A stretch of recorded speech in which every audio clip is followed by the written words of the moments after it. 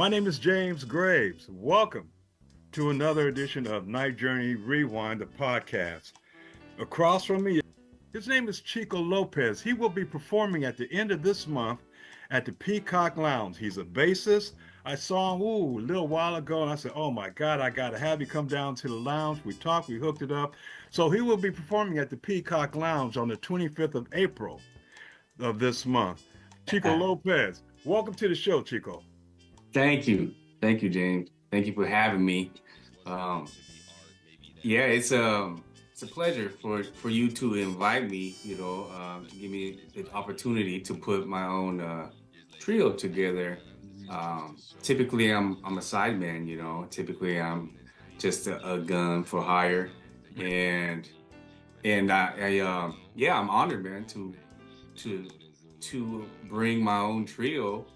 I might have some other special guests come in and not sit in, but to join us. But I just anytime opportunity comes like this, I take it serious and almost feel honored for sure, but almost like an obligation to carry on, the tradition and the legacy of this music. Let's go down memory lane. How did it start for you musically and how did you get into the bass? So my mother was a singer growing up in church. And my aunt was the music director at our church growing up, and so music was always around. And I didn't really dabble into it till I got into my teenage years because there were so many good singers in my family and musicians that I was kind of intimidated, and I kind of steered away from it. And I was like, no, I'm gonna play ball. So I kind of steered away from it. But as I got into my teen years, something about the music just kind of called me, and I messed around with guitar first, and then I messed around with the congas. And then it was probably when I was like 16, 17, I had a friend who was a bass player, and I'd hang out with him and he started thumping and stuff. And once I saw him thumping and doing things on electric, I was sold. I was like, oh man, show me how you do that again. And he handed it over to me, and the rest is history. I just started digging. I just started digging deep, and started looking up cats, obviously local legend Larry Graham was one of them. I just started listening to a bunch of Sly and Family Stone, and then getting into like funk stuff. My mom was big into like Tower Power and Earth, Wind, and Fire and R&B funk stuff. And it wasn't until a friend of mine from this hip hop band we had back in, I want to say 2000 or something. He was going to San Jose State, and he said, we need a bass player, Chico. He's like, you got to come. He goes, John Shiflett will love you. And so I didn't even have an upright at the time, and I said, you know what, Raymond, I'm gonna take your word for it. So I ended up finishing my GE. I had taken some classes here at Laney College. I had taken some classes down in San Jose. I was back and forth between San Jose and the East Bay, and so I was just taking piano classes as much as I could. But I got in a car accident, and I got a little check. And what did I do? I went down and bought an upright bass with the money. So I heard that. I just started jumping in. He started throwing charts at me, and I couldn't really read that good, but I could read lead sheets at the time. So I auditioned at San Jose State, and there was 3 bass players for the different jazz ensembles, and John chose me for one of them. And so I started taking jazz courses with Frank Samaras, and took some private lessons with John Shiflett, and just was in the combo with him, and just took on as many gigs as I could at the time. Just jumped in. I just head first. I mean, You know what I mean? Just jumped in, Mm-hmm. and we were playing just standard tunes. A lot of what we're doing, Miles stuff, some Coltrane, Herbie stuff, just and the music just kind of pulled me in and called me. So the rest is history. At that point, I just said, wow, this is I never knew, about jazz like That's just what I that. was. That's what I was about to ask you. Coming from, like so many young bassists, Larry Graham and so many others that was such strong influence. What was it? I guess you kind of explained. This guy told you about, hey, they need a bass player, but the genre of music was jazz, and you not knowing anything about jazz. I'm assuming. Correct me if I'm wrong. What was it about it that you said, wow, you know what? I'm kind of liking this.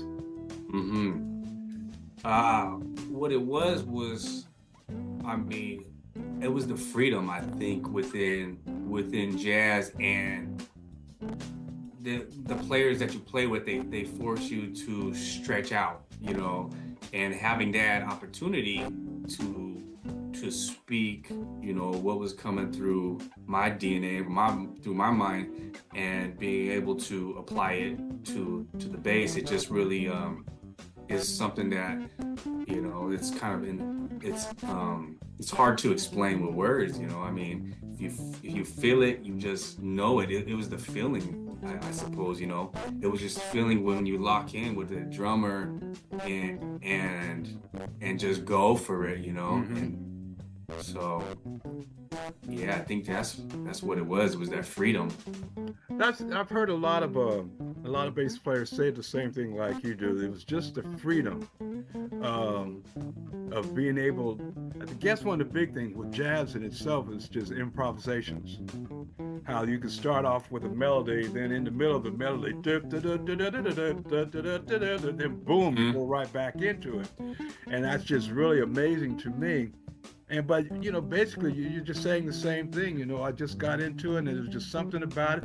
Well, let me ask you this though: was there a musician? Uh, um, I don't know. It doesn't have to be a legendary jazz music, a bass musician, but a musician that really just said, "Okay, this is it." Musically. Just jazz. I think it was Christian McBride Mm, who really struck my core, hmm. because I mean, the dude could play electric, Right. like he could play upright, and at the time I was primarily an electric player, so the fact that he was doing both and it was just so fluent.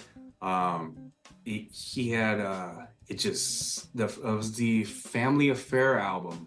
One of my bass instructors, he was an electric guy. He introduced me to the album, and when I heard that, I was just kind of like blown away. I was just like, this is the cat, you know what I mean? So Mhm. if there's any one bass player that really, I felt like influenced me to be an upright player and also an electric player too, it was him. Did it take a lot to go from electric bass to an upright bass? The Yeah, transition. yeah, it's a different animal. It took years to, and I still haven't mastered it, but it's taken years. It's been a long journey of technically learning how to grip the bass, um, and how to switch positions. So it took a lot of studying, on my own, a lot of studying, with other cats that would just, give me advice and things to try working on this, and then just get out and playing a lot to really build up the dexterity in the left hand, Right. and the right hand also, but the left hand really has to have, a lot of you got to build up your calluses, you got to have technique, and then it's just it's a full body demand that the instrument is demanding from you. It's like it looks like it's easy and you're just fingers, but man, it's your arm, it's your shoulder, it's your back, it's your posture. So um you know that that's what it is. You know, there's another one I should mention also was a huge influence is Cachao. Once I heard Cachao Lopez from from Cuba, you know, he's one too that I was really intrigued by on his approach on how he played also. Well, you know, it's so many. Seems like so many cats. Start out. Like a lot of guys start out with the electric bass and went to upright bass. Personally, I'm trying to learn how to play an electric bass now so I can gradually get to an upright bass. But it's well. Let me ask you this: is it better for me to learn how to play the electric bass to go to upright, or should I? Well, that's all I have. I don't even have an upright, so Mhm. the electric. But the transition from that going into upright is really that difficult, or because I know there's no frets on the bass on the upright bass, so you really got to know and listen to the fingering on the note, Mhm. right? It takes time. It's just, you know, you got to be willing to put in the time and do certain exercises, you know, to develop the feel, the technique, and the ear. So Mm-hmm. your intonation, you know, the intonation is something you hear everybody talking about. Oh, the intonation, and that takes years to develop that ear and just, you know, knowing your own hand sizes and the intervals in between the two, like because from each bass, from upright bass to upright bass, the intervals could be a little different depending Right. on the bass. Mm. So um you know, if you've got an electric, I you know, stick with the electric, you know, and run with it, and then you get it upright, then you know you'll have to make some adjustments with the fingering and shifting in positions, Mm-hmm. you know, and then once you just put in that work, man, you got to put in those reps. You got to work out. No, That's that's what what I tell everybody people. tells me, man. You got to put in the work. It's not gonna come easy for you. You know, Yeah. it's like an athlete. You know, if you're an athlete, man, you gotta hit the weight room. You gotta Yeah. study. You Exactly. gotta study the plays. I think music. I think of music is the same way. Like, you know, when I get in the back there with Leon Joyce or somebody, I'm like, okay, man, you know, we're calling the plays and Right. hand the ball off. You know, I hit hear the you. hole hard. Hit the I hole. hear you. My name is James Graves. This is Night Journey Rewind, and we're visiting with bassist Chico Lopez, who will be performing with his trio, and he said he probably will have some guests at the Peacock Lounge on April 25th for two shows, 8, and the other usually starts around 9:15. Call Peacock Lounge or email the peacocklounge.org to get more information on it. What is it in your eyes about this music that you love so much?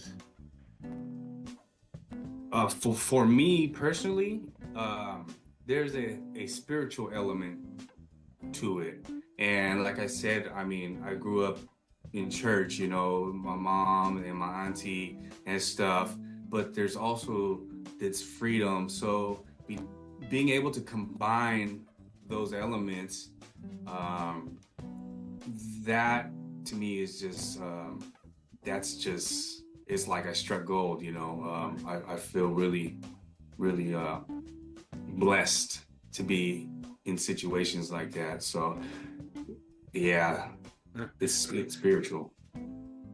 Some of the musicians that you've had the opportunity to play with. Destiny Muhammad is Okay. one who comes to mind, who's like my I call her like she's like my big sister. Yeah. You know, Leon Joyce Jr. Drummer, right. Yeah, they're kind of like my mentors, Okay. and kind of molded me in a sense, you know, really helped me kind of polish my skills. Um, Dana Salzman is another one. Um, Dana Valentino Pete.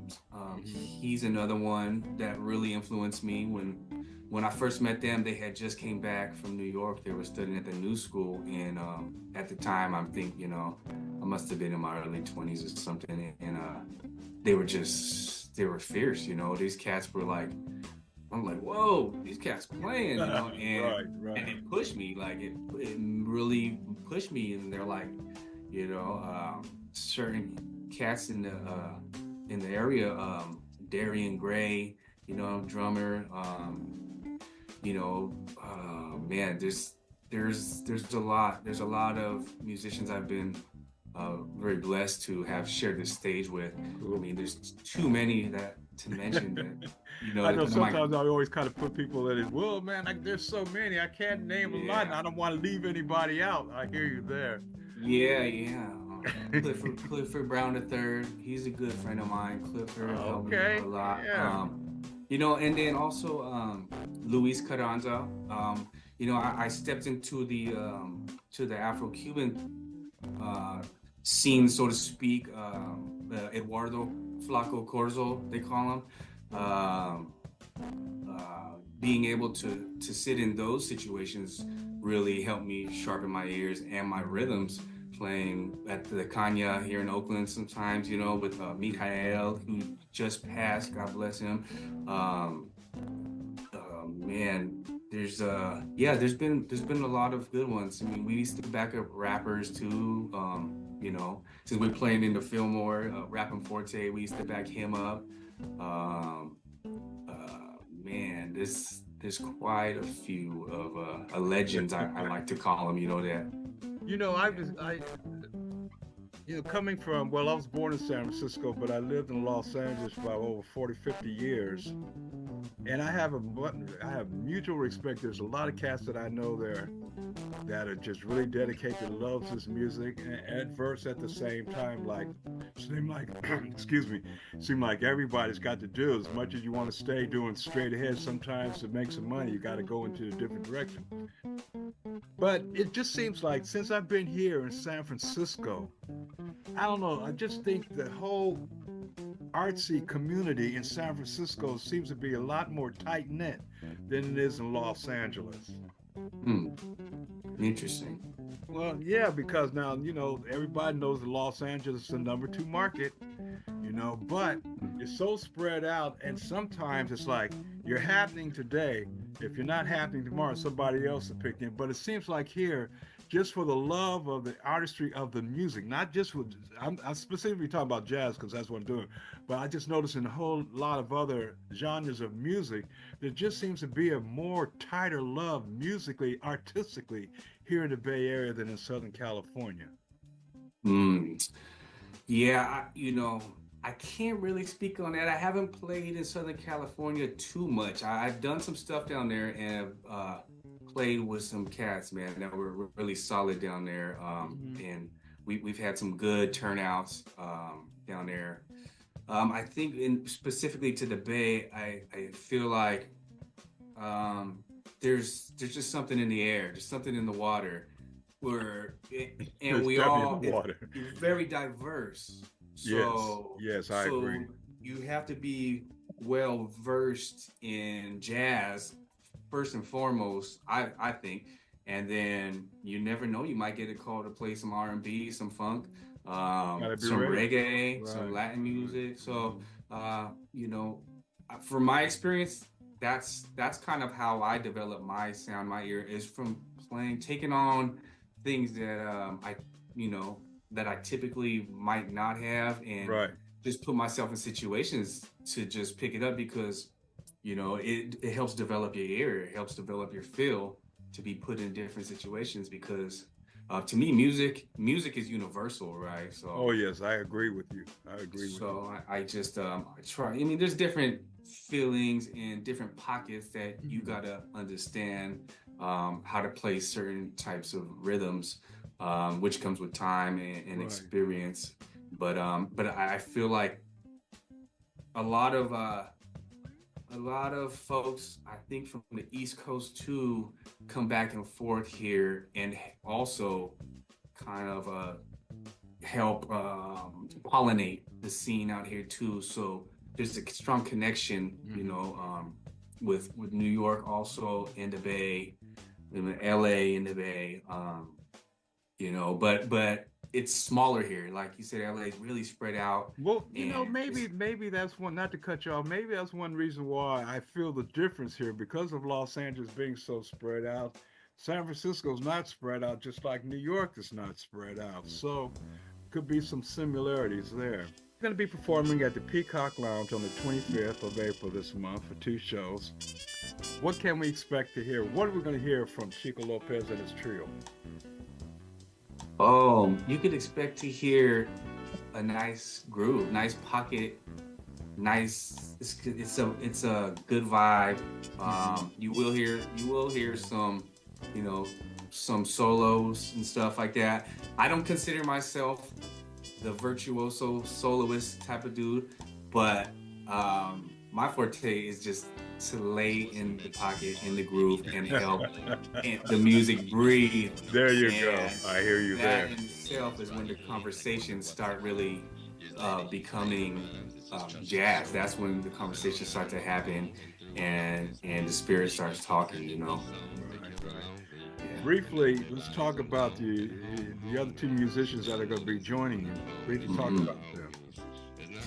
Yeah, Dana Salzman, a longtime friend of mine, piano keyboardist. She studied at the New Jazz School, and she's played all around with everybody. I could say, she really has. She's very funky, soulful, but she's got the jazz background, and the classical background. Her mother is a classical pianist too, so she's well versed. And we've been playing together for a while. So whenever we get in the room, um, we Magic never, happens. yeah, magic happens, and we, Okay. we don't- we don't really have to look at each other. Sometimes we just know where it's going, and we've done with the drummer, with Miguel Fernandez. He's a good friend of mine, um, who is been in situations where we've had sessions at my house, and we've been able to create and write music on the spot to where it felt natural. And I feel like he's a good jazz player. He's a good Latin player. He could play funk and stuff. So I really like playing with players that can mix it up. Because if she swings one way and I hear it and I'm going that way, and then That's he's always right good. on it. If she starts playing a montuno or something, then we're taking you to the Caribbean or the Cuba or somewhere, for a little bit. Take me to the Caribbean then. Okay. Yeah, man. So just really trying to keep it interesting. Mhm. With those two, I feel like their creativity and my creativity, they kind of balance each other out, and help us all to push each other. Well, there seems to be a lot of love here. I'm not taking once again because of hmm what I'm doing here. I'm seeing things are totally different than what I was doing in Los Angeles, and there seems to be a lot of love here, and there's a lot of respect for the music, which I'm really happy. I'm so happy to be involved with. And every time I bring a group in next month or at the month, I'm always listening to their sidemen to see how they sound. And everybody, so when I say, hey man, let me get your number, how would you like to bring in your own quartet or your own trio, like I did with you?